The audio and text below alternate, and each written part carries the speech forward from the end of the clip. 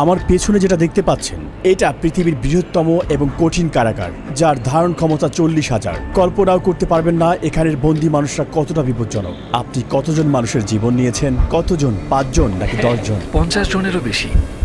MS-30 এবং অন্যান্য gang, এরা হচ্ছে জানোয়ার, এগুলো মানুষ নয়। সোশিওপ্যাথ, এই ধরনের মানুষ আমাদের এখানে আছে। আমরা সবচেয়ে খারাপ মানুষের মুখোমুখি হব। সিকটের স্বাগতম। এল সালভাদরে নির্মিত পৃথিবীর বৃহত্তম কারাগার, যা নির্মিত হয়েছে পৃথিবীর সবচেয়ে গুরুতর অপরাধীদের বন্দী করতে। যারা এখানে প্রবেশ করে তারা জীবদ্দশায় আর বের হতে পারে না। এখান থেকে বাইরে যাওয়ার কোনো উপায় নেই। তুমি কিভাবে এখান থেকে বের হয়ে আসবে? এই 6 মিলিয়ন মানুষের ছোট দেশে সর্ববৃহৎ কারাগারের প্রয়োজন এই গ্যাংগুলোর জন্য। এক সময় পুরো দেশে আধিপত্য বিস্তার করা এই গ্যাংগুলো 2022-এর মার্চ থেকে নাটকীয় অভিযানের মুখোমুখি হয়। প্রেসিডেন্ট নাইব বুকেলের প্রশাসনের অধীনে মাত্র 16 মাসে 70,000-এরও বেশি মানুষকে গ্রেপ্তার করা হয়, যা দেশের প্রাপ্তবয়স্ক জনসংখ্যার প্রায় 2%। শিকড়ে বাঁধা হাজার হাজার গ্যাং সদস্যকে রাতের আধারে কড়া নিরাপত্তার বলয়ে বাসে করে সিকটে নেওয়া হলো। মাথা নিচু করে একজনের পিছনে অন্যজন বসায় তাদেরকে একটি জটলার মতো দেখাচ্ছিল। চারপাশে অস্ত্রধারী পাহারাদার থাকায় কেউ আদেশ অমান্য করার সাহস করেনি। একদিনের মধ্যেই তাদের জীবন পুরোপুরি পাল্টে গিয়েছে। উত্তর যতই অস্বস্তিকর হোক না কেন, আমি তাকে তার করা সবচেয়ে ভয়ঙ্কর অপরাধগুলো নিয়ে প্রশ্ন করব। 10 মিনিট। 2022 সালে নির্মিত এই বিশাল কারাগারটি 8টি পৃথক মজিউল নিয়ে গঠিত, যা 410 একর জমির উপর অবস্থিত। প্রতি জোড়া মজিউল 2টি পৃথক 3 মিটার উচ্চ দেয়াল দ্বারা ঘেরা, যার মধ্যে রেজার ওয়ার দেয়া রয়েছে।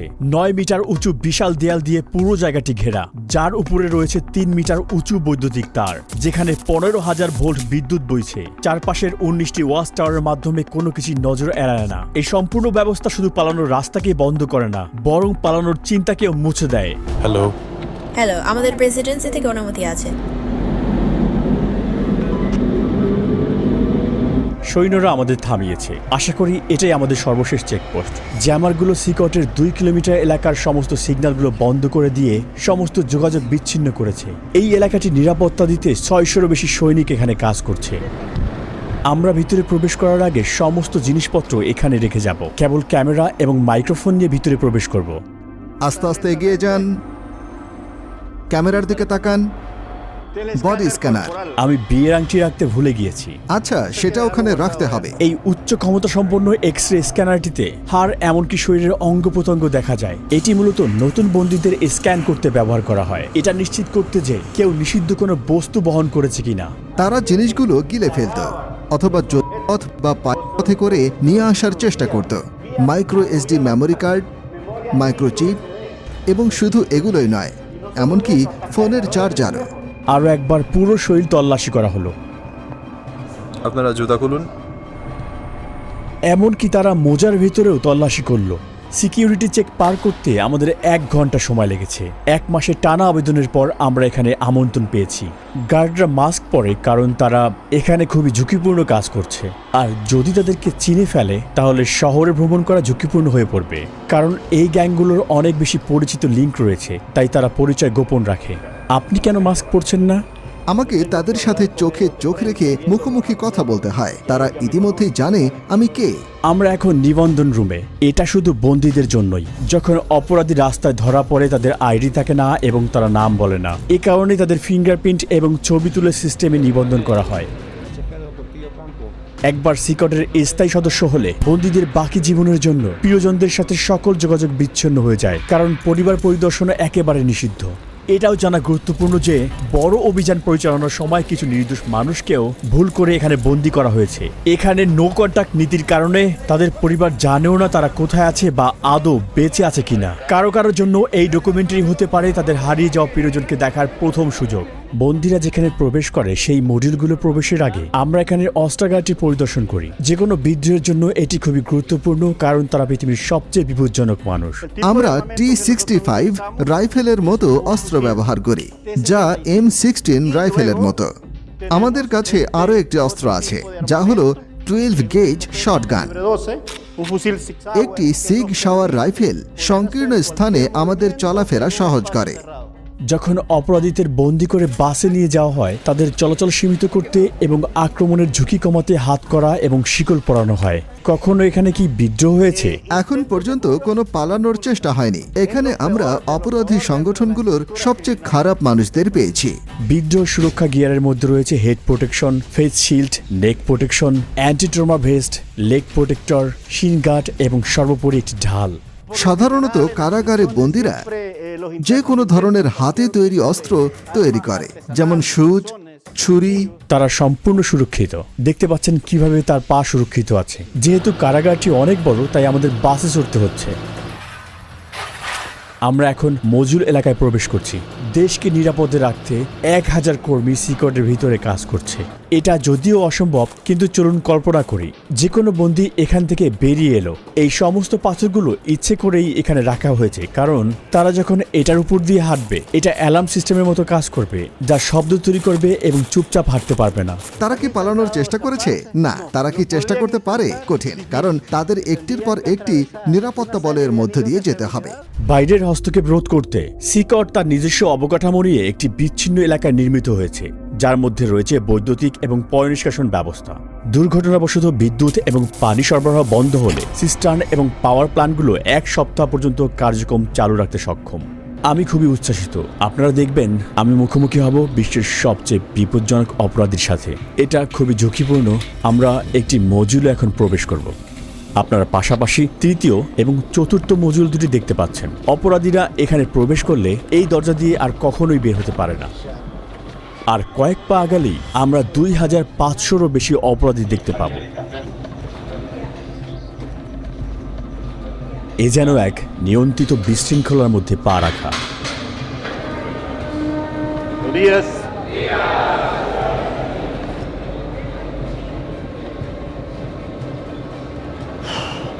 খুবই উত্তেজনাপূর্ণ মুহূর্ত। তাদের চোখ আমার দিকে আর আমার পদক্ষেপ অনুসরণ করছে। তাদের সাথে আমার আই কন্ট্যাক্ট হচ্ছে। তারা সংখ্যায় অনেক বেশি। আমি বাকরুদ্ধ। আমি নিজের অজান্তেই অস্বস্তি অনুভব করছি। অপরাধীরা সবাই সাদা শার্ট, শর্টস আর স্লিপার পরেছে, অন্য কোনো জিনিসপত্র নেই। বেশিরভাগই জীবনের প্রথম অর্ধে, অর্থাৎ 20 বছর বয়সী, কিন্তু প্রত্যেকেই গুরুতর অপরাধে দণ্ডিত। এমনকি সবচেয়ে কম অপরাধীরও গড়ে প্রমাণিত 20 থেকে 30টি ঘটনা রয়েছে। কিন্তু এখানের কিছু অপরাধী শত শত নিরপরাধ মানুষের জীবন কেড়ে নিয়েছে। আমি বন্দীদের প্রশ্ন করতে পারি? না না না, যদি আপনার কোনো প্রশ্ন থাকে আমি সেগুলোর উত্তর দিতে পারি। আর তারা যদি আমার সাথে কথা বলতে চায় তাহলে আপনি কি করবেন? আমি তাদের এটি করতে দেব না। তারা জানে যে নির্দেশনা মানতে না পারার জন্য পরবর্তীতে শাস্তি হতে পারে। এদের মধ্যে কোন গ্রুপ নেতার সাক্ষাৎকার নিব এটা জানতে প্রচণ্ড আগ্রহী। আমাদের জন্য এই হলুদ লাইন পার হওয়া সম্পূর্ণ নিষিদ্ধ, কারণ তারা পৃথিবীর সবচেয়ে বিপজ্জনক মানুষ। আমাদের মাঝে যদি রেলিং না থাকতো, সবাই জানে এখন কি ঘটতে পারত। মেগা কারাগারের 8টি মডিউলের প্রতিটি 32টি সেল নিয়ে গঠিত। প্রতিটি সেলে প্রায় 80 জন বন্দী থাকে, তবে এই সংখ্যা 150 পর্যন্ত পৌঁছাতে পারে। সম্পূর্ণ ধারণ ক্ষমতা পূর্ণ না হওয়া সত্ত্বেও বর্তমানে প্রতিটি বন্দীর জন্য মাত্র 0.5 বর্গমিটার স্থান বরাদ্দ রয়েছে। এখানে নেই পর্যাপ্ত আলো বাতাসের ব্যবস্থা, নেই আঙিনায় হাঁটার অনুমতি। এখানে থাকা প্রতিটি অপরাধীকে এতটাই দীর্ঘায়িত এবং কঠিন শাস্তি দেওয়া হয়েছে যা আপনি আপনার জীবনেও ভাবতে পারবেন না। এই সমস্ত বন্দীরা কখনোই বের হতে পারবে না। তারা কখনোই সূর্যের আলো দেখতে পাবে না। একমাত্র এখানে আসার বা এখান থেকে বের হওয়ার অনুমতি রয়েছে কেবল এখানকার কর্মীদের এবং আমাদের মতো মিডিয়াদের। কখনোই এই বিল্ডিং থেকে বের হতে পারবে না। আপনি যদি তাদের চেহারার দিকে তাকান, তাদের আত্মায় শূন্যতা দেখবেন। ভবিষ্যৎ নিয়ে তাদের কোনো আশা নেই। তাদের দেখতে মনে হয় রোবোটিক। তাদের জীবন পুরো একঘেয়েমি। এই খোলা জায়গাটি তাদের টয়লেটের জন্য। তাদের মাত্র 2টি টয়লেট রয়েছে 80 জন বন্দীর জন্য। এটা আসলে খুবই লজ্জাজনক। এর মাধ্যমে এই পুরো বন্দীদের আত্মবিশ্বাস আসলে ভেঙে যায়। এই একই জায়গায় যেখানে তারা টয়লেট করে, সেই একই জায়গায় তারা গোসলও করে। নিজেদের পরিষ্কার করতে তারা প্লাস্টিকের ডিপার এবং একটি শেয়ার করা বেসিন ব্যবহার করে। এখানে কোনো পানির প্রবাহ নেই। এই বন্দীরা পানি পান করার জন্য একটি নীল ব্যারেলের উপর নির্ভর করে। তারা সবাই এখানে ঘুমায় এই ধাতব ব্যাংকে। কোনো বালিশ কিংবা কোনো গদি নেই এখানে। প্রতিটা বন্দী শুধুমাত্র প্রয়োজনীয় জিনিস পায়: একটি সাদা চাদর, একটি ইউনিফর্ম, মোজা, স্লিপার এবং একটি টয়লেট। তারা আর কিছুই পায় না। বন্দীরা এখানে সারাদিন 4 স্তরের বেডে কাটায়। তারা এখানে গোডাউনে রাখা জিনিসপত্র মতোই খুব জড়ো হয়ে থাকে। স্বাস্থ্য এবং শৃঙ্খলা রক্ষার অংশ হিসেবে বন্দীরা 2 সপ্তাহ পর পর শেভ করে। এছাড়াও লম্বা চুল বা দাড়িতে তারা ধারালো বস্তু লুকিয়ে রাখতে পারে। একবার দেখা যাক, শার্ট খুলে এখানে লাইন ধরে দাঁড়ান। এখন তারা সবাই শার্ট খুলছে। এই বন্দীরা একসময় MS-13 এবং ব্যারিও 18 গ্যাংয়ের সদস্য ছিল, যারা এল সালভাদোরের পাড়া এবং মহল্লা নিয়ন্ত্রণ করত। এছাড়াও এই গ্যাংগুলো স্থানীয়দের কাছ থেকে টাকা ছিনতাই করত এবং ভোগান্তি দিত। তাহলে এখানে ব্যারিও 18 এবং MS-13 গ্যাংয়ের সদস্যরা একসঙ্গেই রয়েছে। হ্যাঁ, ঠিক এমনই। পুরো মডিউল একই রকম। তারা সবাই এমনভাবেই জীবনযাপন করে। বাইরে একে অন্যের এলাকায় প্রবেশ মানে মৃত্যুর কারণ, কিন্তু এখানে তারা শেষ নিঃশ্বাস পর্যন্ত একে অপরের পাশেই থাকবে। এখানে তারা কিভাবে আছে একে অন্যকে আক্রমণ না করে? এখানে তাদের একসাথে থাকতে শিখতে হয়। এখানে তারা কারাগারে আছে, রাস্তায় নয়। অধিকাংশ বন্দীর পুরো শরীর জুড়ে ট্যাটু থাকে, এমনকি তাদের মুখেও, যা তাদের অনুগত্যের পরিমাণ প্রকাশ করে। MS-13 গ্যাংদের ট্যাটুতে সাধারণত অক্ষর দিয়ে লেখা অথবা 13 লেখা থাকে। অন্য গ্যাংয়ের সদস্যরা 18 বা 666 এরকম চিহ্ন ব্যবহার করে, যার যোগফল 18 এবং যা শয়তানের প্রতীক হিসেবে ধরা হয়। অথবা তারা রোমান সংখ্যাও ব্যবহার করে। কারো মুখে গ্যাংয়ের ট্যাটু থাকলে তা স্পষ্ট নির্দেশ করে যে সে সংগঠনের সবচেয়ে নির্দয় এবং নেতৃস্থানীয় সদস্য। এমন একজন মানুষের সঙ্গে রাস্তায় দেখা হওয়া মানে সাক্ষাৎ মৃত্যুর চোখে চোখ রাখার সমান। মাকড়সা জালের ট্যাটুর অর্থ হচ্ছে আইন ব্যবস্থার জালে আটকে পড়া আর দীর্ঘ কারাদণ্ড ভোগ করা। ডেভিল হর্নস ট্যাটু একটি অন্ধকারের প্রতীক, যা নির্দেশ করে যে এই ব্যক্তিরা হচ্ছে শয়তানের পূজারী। কিছু লোক দাবি করে তারা শয়তানের আদেশে এই কাজগুলো করেছে।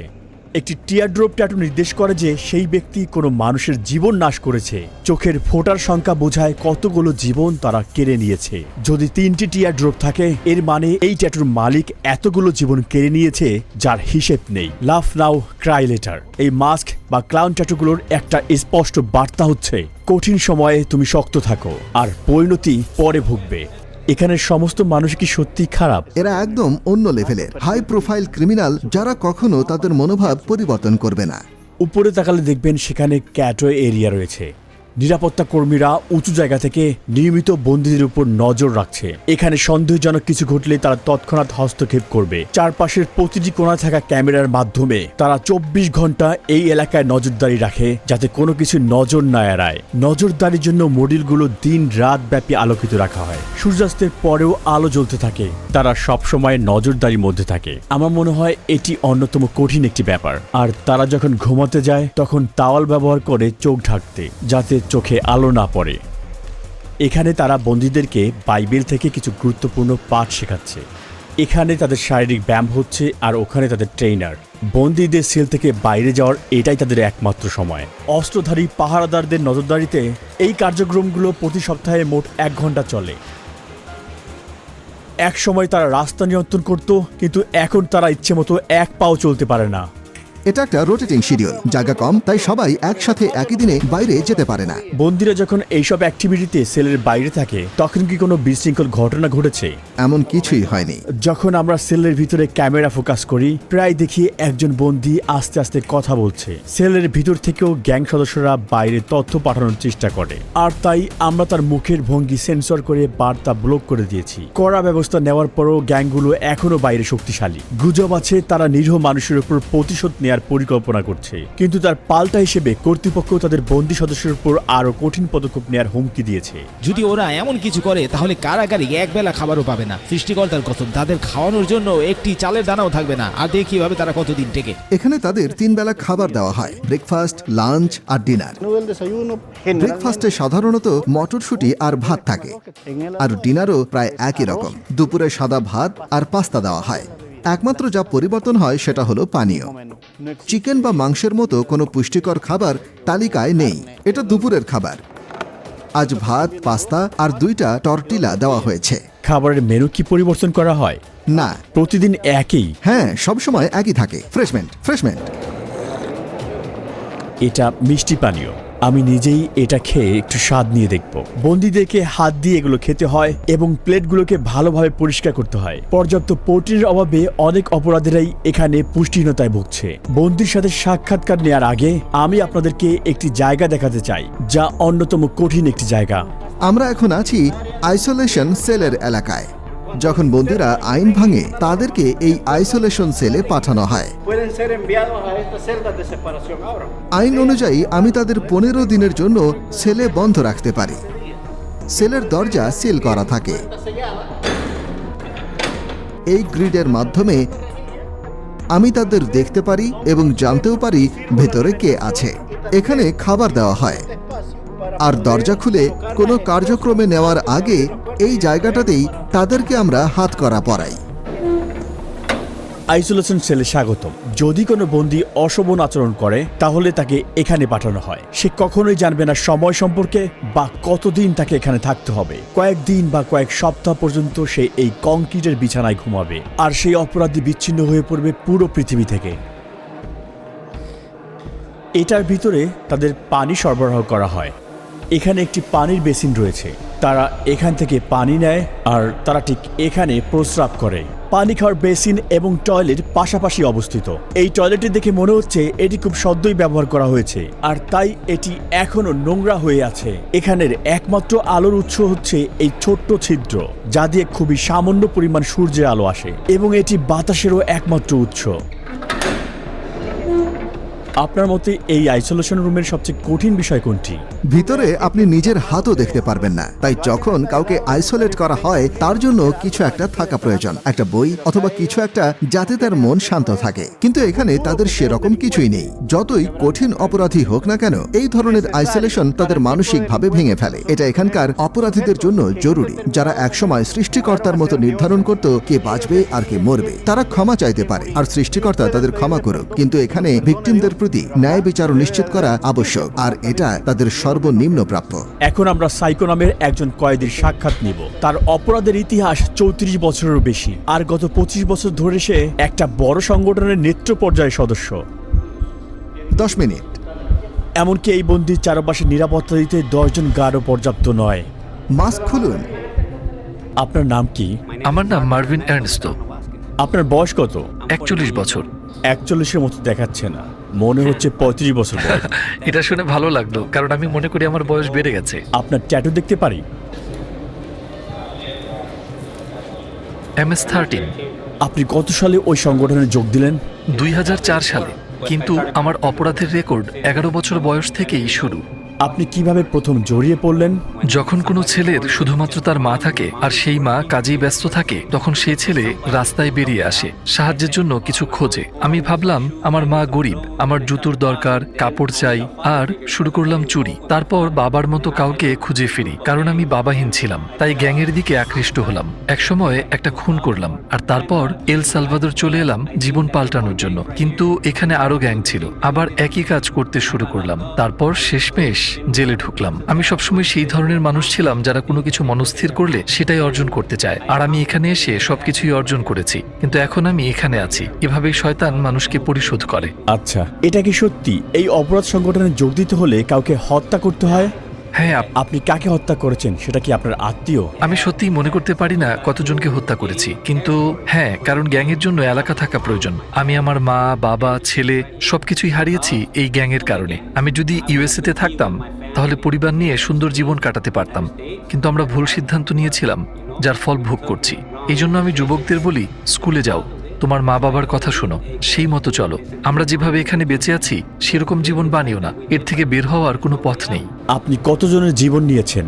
5 জন, 10 জন, কতজন? না, জেলের পরে আমি যা করেছি সে সম্পর্কে যদি আপনি কথা বলেন তাহলে হয়তো 50 জনের কিছু বেশি হবে।